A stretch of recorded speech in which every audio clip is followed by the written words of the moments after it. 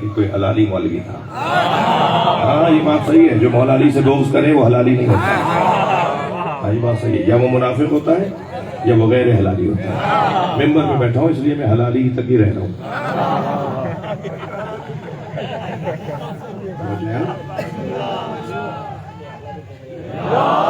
حدیث کہتی ہے یا وہ منافق ہوگا جو علی سے دشمنی کرے گا, یا وہ غیر حلالی ہوگا. تو بات آگے جائے. کیوں بھائی کیوں؟ بس آخری پوائنٹ ہے, پھر چند مسائل کے جملے کہوں گا. کیوں ہر مجلس عنوان علی کی, زندگی علی کی بات ہو؟ اس لیے کہ جتنا ہم مولا علی کا ذکر کریں گے یہ ذکر ہے علم. توجہ ہے, ذکر علی علم علی ہے, اور علم مقدمہ ہوتا ہے معرفت کا. علم کے بعد معرفت آئے گی. معرفت کا نتیجہ, معرفت مقدمہ ہے, معرفت کا نتیجہ ہے عشق. اور جہاں عشق ہو جائے وہاں دوئیت ختم ہو جاتی ہے, گنتیاں ختم ہو جاتی ہیں. صرف وہی نظر آئے گا جسے عشق ہوا ہے. عاشق کا تو پہلا ہی کام یہ ہوتا ہے نا کہ وہ اندھا و بہرا ہو جاتا ہے, اسے سوائے معشوق کے کوئی نظر ہی نہیں آتا. اللہ اور اللہ کے رسول یہ چاہتے ہیں کہ پوری امت علی کے عاشق بن جائے. اور نبی نے ساری زندگی, مجھ طالب علم سے کوئی پوچھے کہ نبی نے ساری زندگی کیا پہنچایا, 63 برس کی نبوی زندگی میں سرکار نے کیا پہنچایا, تو میں کہوں گا, ایک جملے میں کہوں گا, نبی نے ساری زندگی اللہ سمجھایا یا علی. علی کا عاشق بنانا نبی کی نبوت. علی مولا کا عاشق بنانا یہ نبی کی رسالت تھی. شاعر کہتا ہے مان دے ہم احمد پیمبر بود یا عطار عشق. مجھے تو سمجھ میں نہیں آتا کہ نبی مکرم پیغمبری جو لے کر آئے وہ پیغمبری لے کر آئے یا عشق کی خوشبو. عطار عشق, عطار یعنی عطر بیچنے والا نا, یا عشق علی عشق کی خوشبو عام کرنے کے لیے آئے. دوسرے مصرے میں مان دے ہم احمد پیمبر بود کہ عطار عشق. مجھے سمجھ میں نہیں آ رہا کہ ان کی پیمبری عشق کی کا عطر بانٹنے کے لیے تھی. از بس کے سلمان ہارا, از بس کے سلمان ہارا مسلمان کرد بے بو علی. کتنے سلمانوں کو علی کی خوشبو سے مسلمان بنایا نبی مکرم نے. اور ان عاشقوں میں ایک بڑا عاشق حضرت میثم تمار, ان عاشقوں میں ایک عاشق حضرت ام سلمہ رضی اللہ تعالیٰ عنہ زوجہ رسول. ان عاشقوں میں ایک عاشق جناب میمونہ رضی اللہ تعالیٰ عنہ نبی کی زوجہ. اللہ اکبر, وقت ختم ہو گیا, زیادہ ہو گیا. کبھی بیان ہو کہ حضرت میمونہ نے مولا علی کی محبت کیسے صحابہ کرام کے دل میں مضبوط ہے. ہاں, جنگ صفین کے موقع پر ایک صحابی نے آ کر کہا کہ بی بی سمجھ میں نہیں آ رہا میں علی کا ساتھ دوں یا علی کے مخالفوں کا, کیونکہ علی کے مخالفوں میں بھی صحابی ہیں, وہاں بھی بڑے نام ہیں, اور یہاں علی ہیں, میں کس کا ساتھ دوں. تو بے ساختہ دروازے کے پیچھے سے مومنین نے آواز دے کر کہا حل بایعت علیہ, تم نے علی کی بیعت کر لی تھی؟ کہنا ہاں بیعت علی کی ہے. تو فوراً نے کہا فرض ہے ولا تضل صفوف, خبردار واپس جاؤ, صفوں کو مت بگاڑو. میں نے خود نبی سے سنا ہے علی رایت الحق, علی رایت الحق, علی حق. میں نے خود نبی سے سنا ہے علی علم ہے حق کا, علی آیت ہے حق کی, اور علی ہی حق ہے. خبردار کوئی علی سے پھرے نہیں, واپس جاؤ, علی کی صفوں میں جا کے کھڑے ہو جاؤ. اور علی سے دور رہنے والا کبھی بھی فلاح نہیں پائے گا. علی کے عاشقوں نے لوگوں کو عاشق بنایا.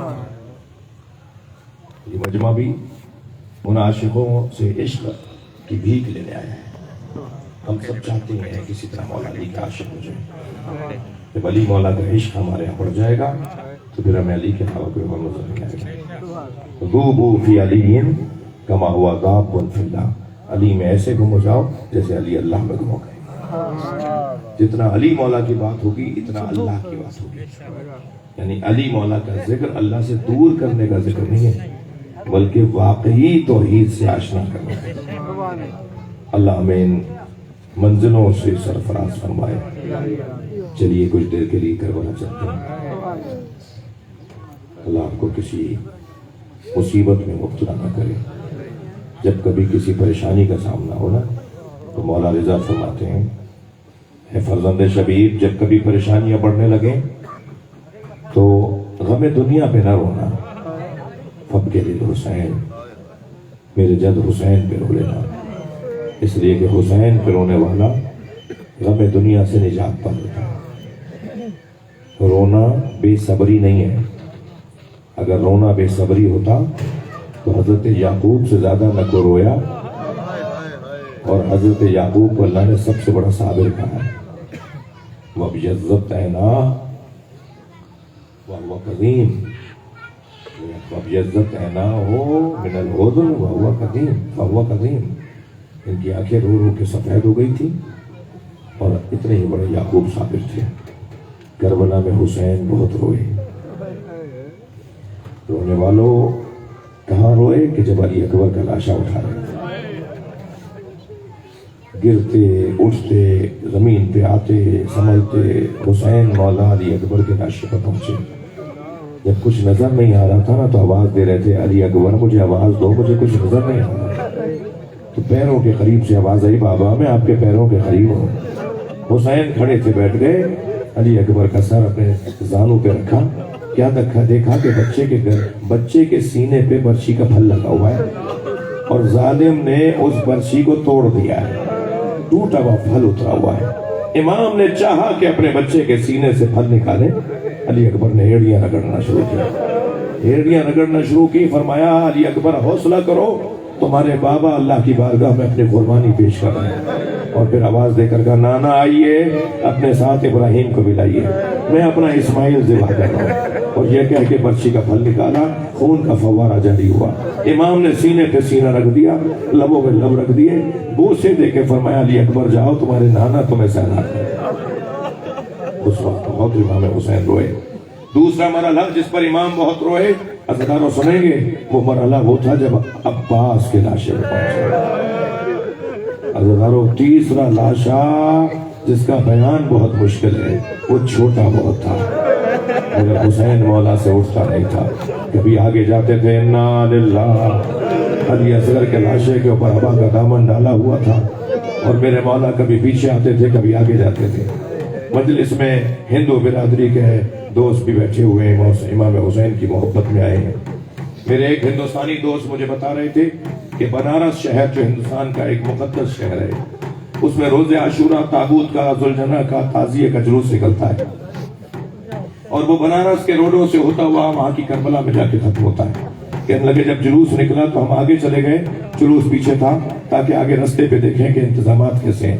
تو کیا دیکھا ایک چوک پر ہزاروں کی تعداد میں ہندو عورتیں کھڑی ہیں مگر دیکھ کر اور تعجب ہوا کہ ہر گود میں دودھ پیتا ہوا بچہ تھا.